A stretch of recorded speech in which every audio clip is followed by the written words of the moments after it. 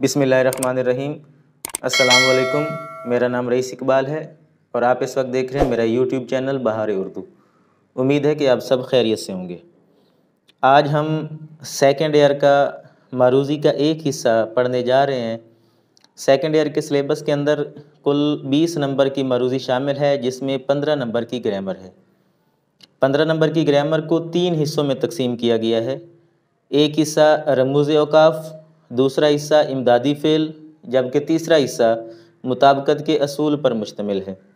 تو آج ہم سیکنڈ ایئر معروضی کا ایک حصہ یعنی رموز اوقاف کو پڑھیں گے۔ پیپر کے اندر 5 نمبر کی معروضی رموز اوقاف میں سے آتی ہے، اور چاہے سال اول ہو یا سال دوم، ان میں سے سب سے جو آسان حصہ ہے معروضی کے حوالے سے وہ رموز اوقاف ہے۔ رموز اوقاف یعنی تحریر کے اندر علامتوں کو کس طرح سے استعمال کرنا چاہیے۔ رموز اوقاف یہاں جیسے میں نے لکھ دیا ہے کہ رموز اوقاف یہ 2 لفظوں کا مرکب ہے۔ رموز لفظ نکلا ہے رمز سے، جس کا مطلب ہے اشارہ، یا ہم اس کو نشانی یا علامت بھی کہہ سکتے ہیں، جبکہ اوقاف لفظ نکلا ہے وقفہ سے، اور وقفہ کا مطلب ہے قیام یا ٹھہراؤ۔ رموز اوقاف کا استعمال سب سے پہلے مسلمانوں نے ہی شروع کیا تھا تحریر کے اندر۔ دمشق اور بغداد کے مسلمانوں نے اس کی ابتدا کی تھی، اور پھر ان علامتوں کا استعمال پوری دنیا میں کیے جانے لگا۔ اردو کے اندر بھی کچھ علامتوں کو مخصوص کر دیا گیا ہے تاکہ ہم ان علامتوں کو درست انداز میں نہ صرف تحریر کا حصہ بنائیں بلکہ ان کو اسی انداز میں پڑھیں بھی، یعنی جس طرح سے علامت لگی ہوئی ہے ہم اس کو اسی طرح سے صحیح انداز میں پڑھ سکیں۔ تو یہاں ہمارا مقصد سیکنڈ ایئر کے اندر ان علامتوں کو درست انداز میں سمجھنا ہے، تاکہ ایک تو یہ 5 نمبر کا حصہ جو پیپر کے اندر MCQs کی شکل میں آئے گا وہ ہمارا مکمل ہو سکے۔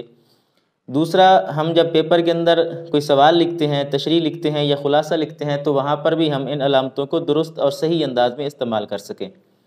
تو اس سلسلے میں جو سب سے پہلی علامت ہمارے پاس موجود ہے وہ ہے سکتہ کی علامت۔ سکتہ انگریزی کے اندر جس کو ہم کوما کہتے ہیں، اور اس کی علامت بھی بالکل یہاں واضح ہے۔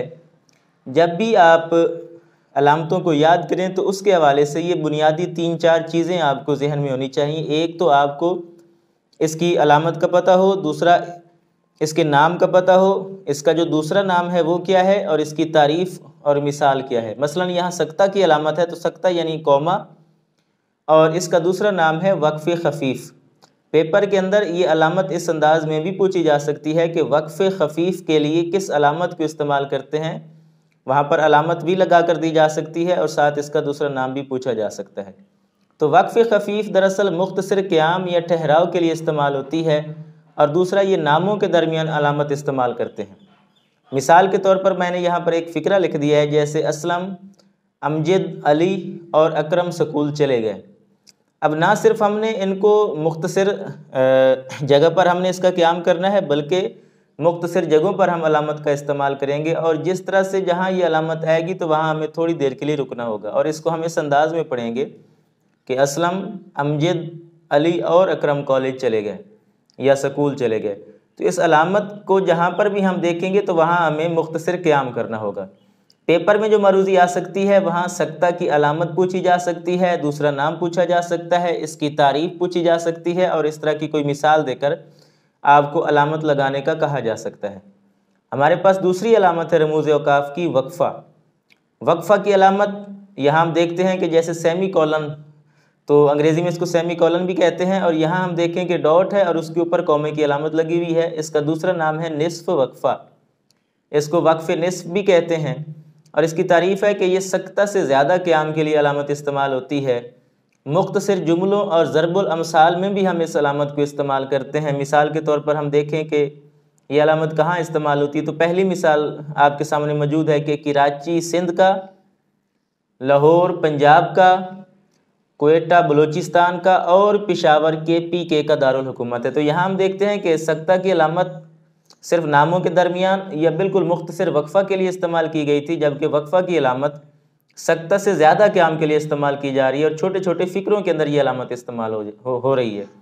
اس کے علاوہ یہ مختلف کتابوں کے اندر بھی علامت استعمال ہوتی ہے، جیسے ہم یہ کہہ سکتے ہیں کہ مسدس حالی، الطاف حسین حالی کی، بانگ درا علامہ محمد اقبال کی، یا اسی طریقے سے ایک اور کتاب کا نام ہم اس میں شامل کر لیتے ہیں کہ جی آئین اکبری سر سید احمد خان کی کتاب ہے، تو اس ترتیب کے ساتھ درمیان میں جو علامت آئے گی وہ وقفہ کی علامت آئے گی، یعنی مختصر فکروں کے درمیان ہم اس علامت کو استعمال کرتے ہیں۔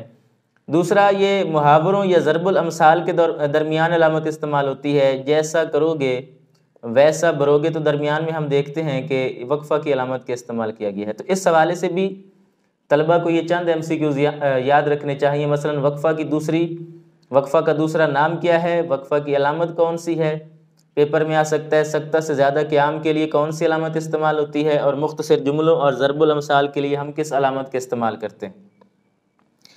تیسری علامت جو ہمارے پاس موجود ہے وہ ہے دراصل رابطہ کی علامت۔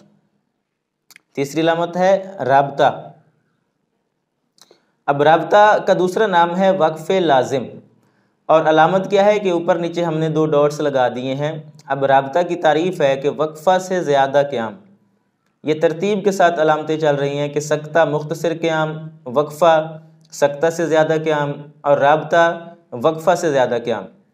دوسرا یہ اقوال کے اندر علامت استعمال ہوتی ہے، اس طرح مکالمے کے اندر ہم علامت کو استعمال کرتے ہیں، جب نام لکھتے ہیں تو اس کے سامنے یہ علامت لگاتے ہیں، اور پھر حوالہ درج کرتے وقت بھی ہم اس علامت کو استعمال کرتے ہیں۔ مثال کے طور پر آپ کوئی حوالہ دیتے ہیں، یہ کوئی قول لکھتے ہیں کہ آپ صلی اللہ علیہ وسلم کا ارشاد ہے، تو ارشاد ہے کہ فوراً بعد ہم رابطہ کی علامت لگائیں گے، اور اس کے بعد پھر انورٹڈ کاماز کے اندر ہم وہ ارشاد لکھیں گے۔ اسی طرح علی کیسے مزاج ہیں، یہ یعنی مکالمے کے اندر سے میں نے ایک فقرہ لکھ دیا ہے تو آپ نے بالکل اسی طرح سے علی کے بعد یہ جو نام لکھتے چلے جائیں گے، اس کے بعد بھی آپ نے رابطہ کی علامت کا استعمال کرنا ہے۔ آگے چل کے ہم دیکھتے ہیں کہ ہمارے پاس جو چوتھے نمبر پر علامت موجود ہے وہ ہے ختمہ کی علامت۔ ختمہ یعنی فل سٹاپ، اس کو وقف مطلق بھی کہتے ہیں۔ اب ختمہ کی تعریف یہ ہے کہ ایک تو یہ مکمل قیام کے لیے ہم اس علامت کے استعمال کرتے ہیں، دوسرا یہاں پر دیکھیں کہ یہ مخففات میں علامت استعمال ہوتی ہے، یعنی فقرہ مکمل ہونے کے بعد ہم اس علامت کو استعمال کرتے ہیں۔ مثال جیسے میں نے یہاں مخففات کی کچھ مثالیں لکھ دی ہیں کہ MA یعنی درمیان میں میں نے فل سٹاپ کی علامت لگا دی ہے، پھر PhD P کے بعد اور H کے بعد فل سٹاپ کی علامت ہے۔ انگریزی اور اردو کے اندر بھی یہ بالکل ایسے ہی مخففات کی علامت، جب کسی نام کو یا کسی ڈگری کو ہم مختصر شکل میں لکھتے ہیں تو درمیان میں ہم اس علامت کو استعمال کرتے ہیں۔ 5ویں نمبر پر جو ہمارے پاس علامت ہے وہ ہے تفصیلیہ کی علامت۔ تفصیلیہ یعنی 2 ڈاٹس لگے ہوئے ہیں، رابطہ کی علامت لگی ہوئی ہے، اور سامنے چھوٹی سی سلیش بنائی ہوئی ہے۔ یہ علامت اس کا مطلب ہے کہ تفصیل درج کرتے وقت یا کوئی سرخی دیتے ہوئے یا مندرجہ ذیل کے بعد ہم اس علامت کو استعمال کرتے ہیں۔ مثال کے طور پر میں نے یہاں لکھا ہے ایک فقرہ کہ ان دریاؤں کے نام درج ذیل ہیں، تو درج ذیل کے بعد ہم اس علامت کو استعمال کریں گے اس انداز میں۔ یا میں کوئی ہیڈنگ دیتا ہوں، سرخی دیتا ہوں، جیسے میں نے یہاں پر لکھا سیاق و سباق، تو اس کے بعد میں نے تفصیلیہ کی علامت لگائی ہے۔ تو یہاں پر بھی آپ کو پیپر کے اندر پوچھا جا سکتا ہے کہ تفصیلیہ کی علامت کون سی ہے، اس کی نشاندہی کریں، اور 4 علامتیں مختلف ہو سکتی ہیں۔ اسی طرح مندرجہ ذیل کے بعد کون سی علامت استعمال کرتے ہیں، تو تفصیلیہ کی علامت استعمال کرتے ہیں۔ 6 نمبر پر ہمارے پاس علامت ہے واوین۔